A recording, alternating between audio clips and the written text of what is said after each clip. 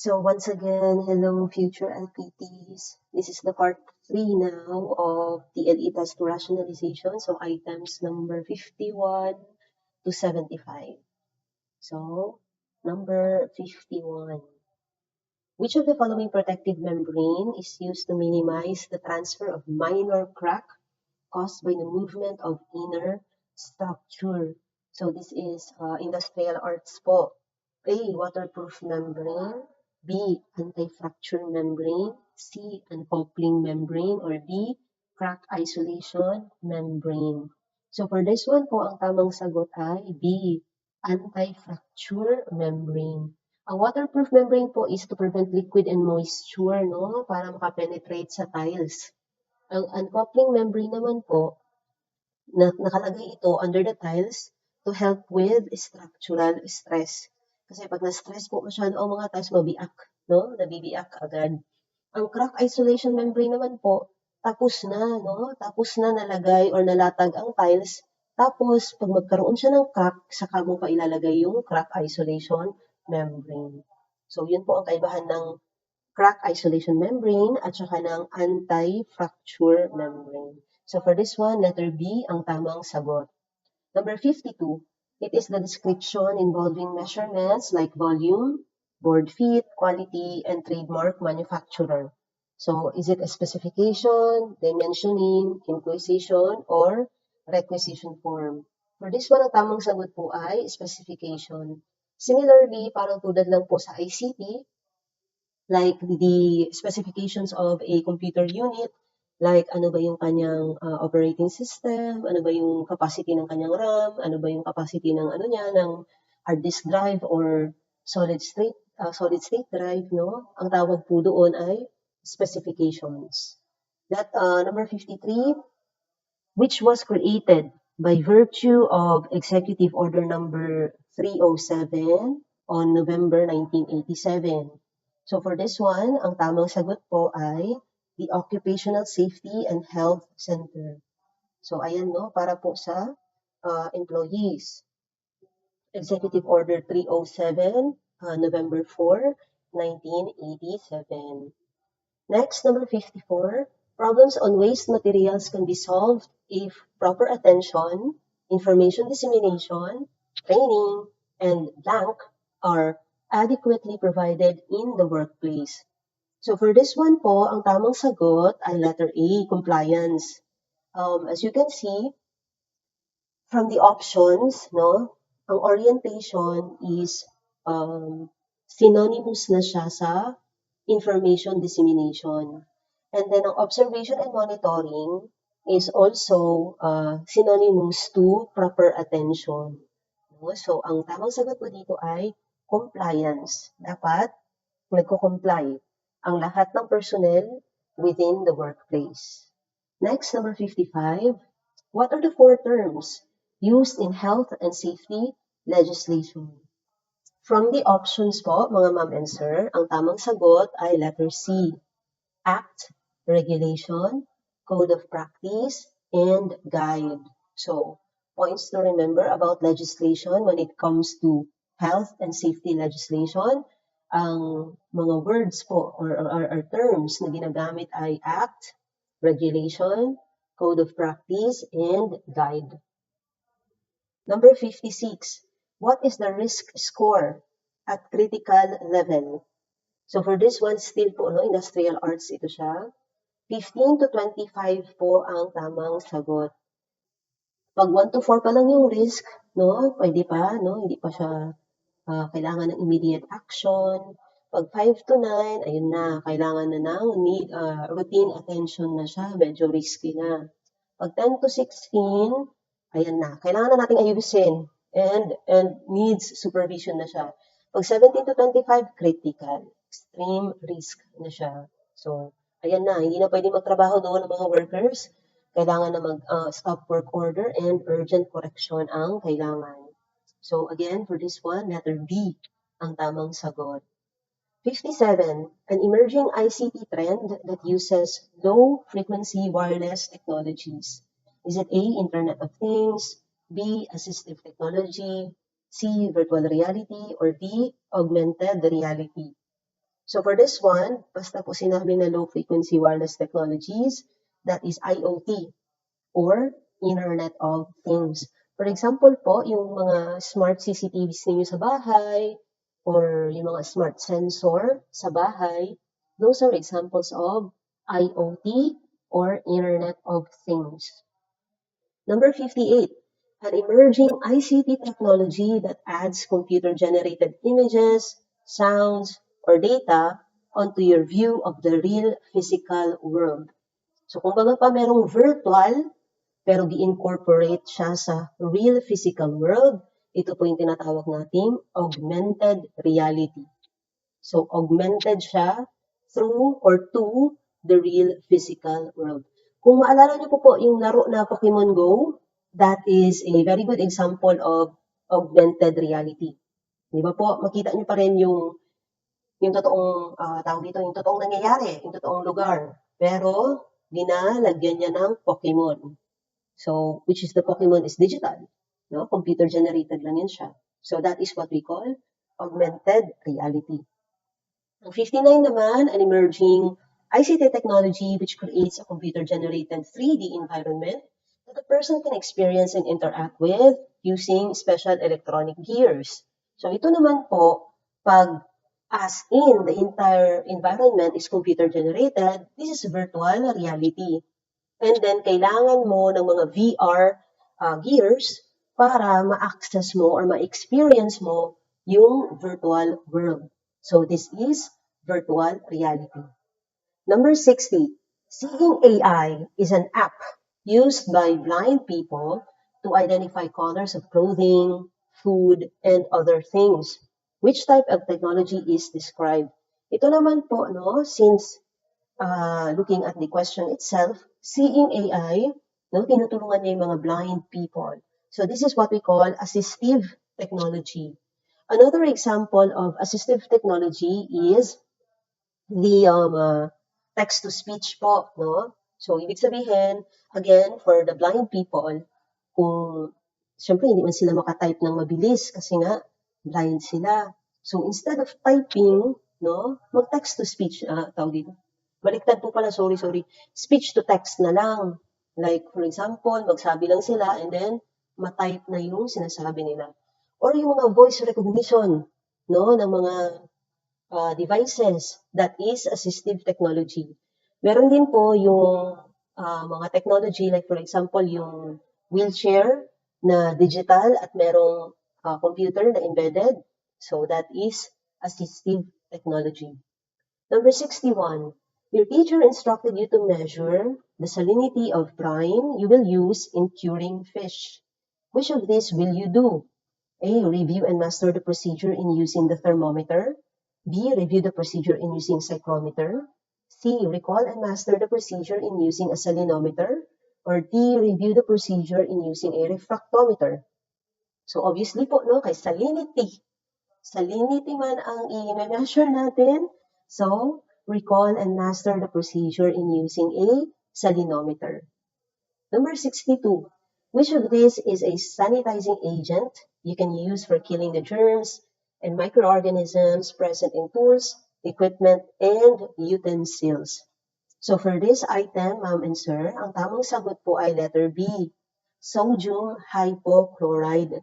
Or in other reviewers po na nakita ko, ang nakalagay is sodium hypochlorite, letter T. No, hindi po chloride, but yung iba, ang nakalagay is hypochlorite.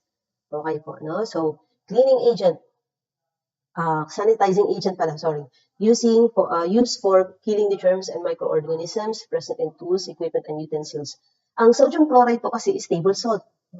Ang magnesium sulfate naman, Epsom salt, usually used in mga therapeutic na mga bath, ganyan. Ang calcium chloride naman is for industrial refrigeration or de-icing of roads. So for this one, letter B po ang tamang sagot. Number 63. Your teacher instructed you to check and inspect all the food processing equipment in your laboratory room. Which of these will you do later? So for this one, mga ma'am and sir, ang tamang sagot po ay letter B. prepare a written report following the standard format. Siyempre, hindi pwede na oral report lang, no? Dapat nakasulat because that is the standard. And then, you make a checklist of the tools and equipment expected. This is what you do before, no?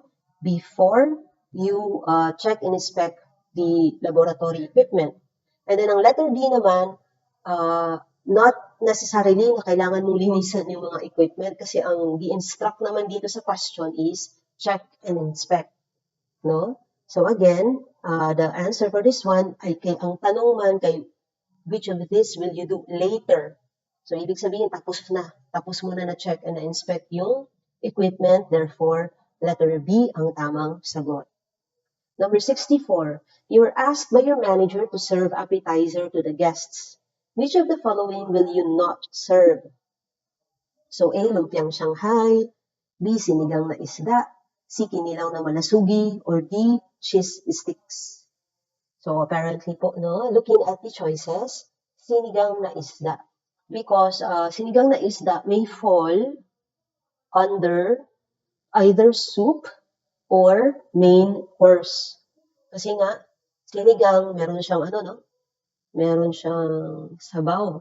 Tapos, isda. So, meron siyang meat. But, most probably talaga, nagpo-fall ito siya sa main course. So, ibig sabihin, hindi siya appetizer. Number 65, you are assigned to the waiter or busser unit. Which of the following tasks is not expected of you when tidying up the dining spaces? So, remember nyo lang po, ang expected sa mga waiter or busser when they are tidying up dining space is the 3S. So, ang 3S ay scrape, stack, segregate. So, yun po ang 3S na expected from the waiter or the busser. Scrape, stack, segregate. So, since ang tanong dito ay not expected, so therefore ang tamang sagot ay letter A. Number 66, as a server or busser, the following are ways to handle customer complaints, except for A, complain to the manager, B, listen and take note of the complaint, C, empathize with the customer, or D, apologize to the customer. So obviously po, no, ang tamang sagot ay letter A. We do not. Okay, so the server or the busser should not complain to the manager, no, directly. And also, kung sasabihin naman yung nangyari sa manager, hindi complain, rather inform the manager, no? So the rest of the options are actually good, no? Dapat gawin ito siya ng isang server or ng isang busser kung meron mang customer na nagreklamo. 67. If you are asked to express concentration, which of these will you use? A, ratio and percentages. B, weight of solute per unit of solvent. C, proportion formulation. Or D, per unit weight of solvent. So for this one po, when you say concentration, ang pwede nyo pong gamitin dito ay weight of solute per unit of solvent. So ibig sabihin, ilan yung weight ng solute, yung tinunaw mo doon sa unit of solvent, yung pinagtunawan. Okay? So ang solute, no, again, yung tinutunaw mo, yung solvent kung saan mo siya tinunaw. So again, letter B po ang tamang sagot sa number 67. 68. What is taken into consideration when preparing curing solution for salting? Salting is a type of food preservation technique. So is it A, size of the fish, B, species of the fish, C, amount of liquid, or D, method of salting? So the first one you will take into consideration is the method of salting. May iba-iba po kasing methods, no? First one is dry salting, no? Makita rin natin sa picture. Ganyan ang itsura ng dry salting. Meron din tayong quench salting.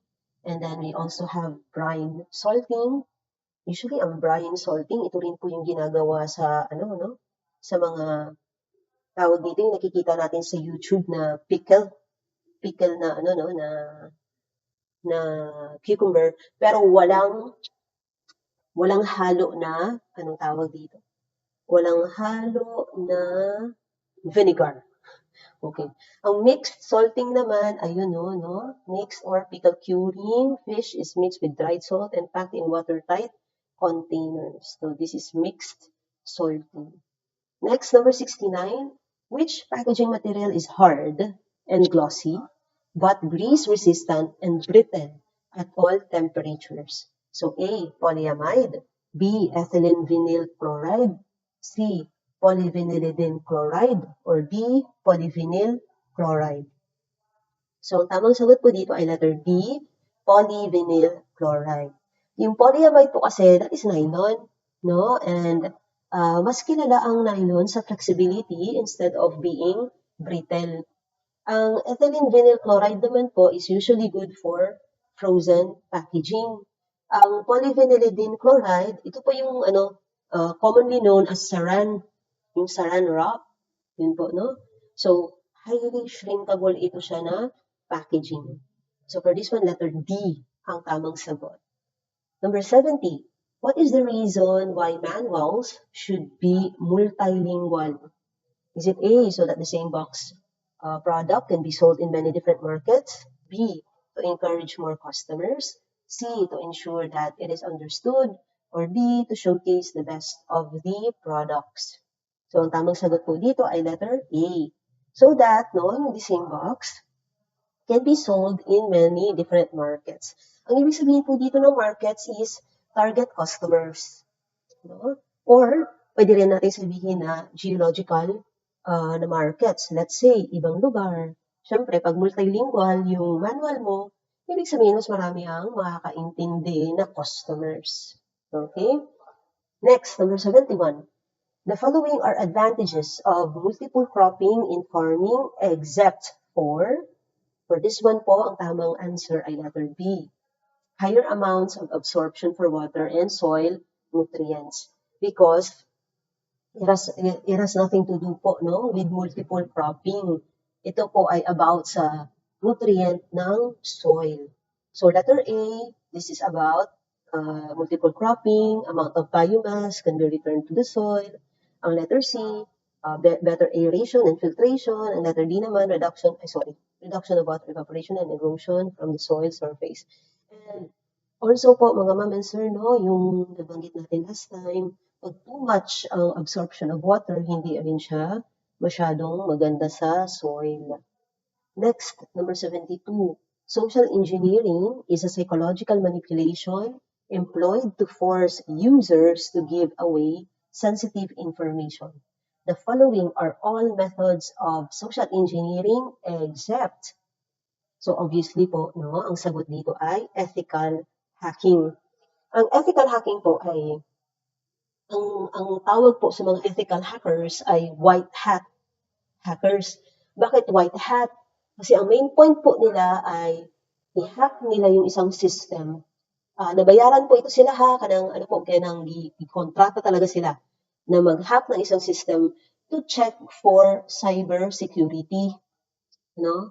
Ginasadya nila na i-hack ang isang system to check for cybersecurity and vulnerabilities. Yun po yun siya. The rest are all social engineering methods. For example, phishing. Ayan, yung nagpapanggap na bangko para maibigay mo yung account number sa kanila. Or baiting, So for example, nagbibigay ng tawag dito, similar looking na website address para pag-click mo nun, akala mo papunta ka sa legit na website sa dihang iba na pala yun siya na website. Or phishing, ma'am and sir, is similar to phishing pero video. Opo, Kaya nga po mag-ingat tayo sa mga video na pinang-upload natin kasi may mga hacker na po ngayon, may mga scammer na po, na ginagamitan tayo ng deepfake para makagawa sila ng video na similar talaga yung mukha mo pero hindi ikaw yun. So be careful po tayo sa pag-upload natin ng mga videos online. Number 73, a type of malware that secretly watches what you do and steals your private info. So for this one, nabanggit ko na po ito last time, yung mga types of malware. Ito po siya ay spyware. Kasi nga, secretly watches. Ang ransomware ay nangyayari yan sa mga phone, ginalock niya. Ginalock niya ang phone, ginalock niya lahat ng files. And then, kailangan mo magbayad bago ma-unlock yung buo mong phone. Ang worms naman, nag-replicate lang siya. Sige, replicate ang mga ang tawag dito, ang worm hanggang sa mapuno yung iyong device, hindi na siya magana. Ang botnet naman, it's like zombie, no? Yung magkakaroon siya ng remote access control sa iyong device, hindi mo na makontrol yung device mo, yung hacker na ang magkocontrol ng device mo. So that is botnet. So number 74, what does URL stand for? Yung ibig sabihin po ng URL, yung address no, na nilalagay natin pag magpunta tayo sa website, ang tawag po dyan ay URL and it stands for Uniform Resource Locator. Number 75, this is the act of sending unwanted messages in large amounts to many people. So ito po yung nakita natin no, sa mga sometimes, pag-click lang natin ng isang ad, pagtingin mo sa email mo, agoy, ang dami ng unwanted messages. And that is what we call spamming. Ang scamming po kasi is any type ng pangluloko. Marami pong modus operandi, no? Maraming types of scams. So, broad term ang scamming. Ang hacking naman is illegal access.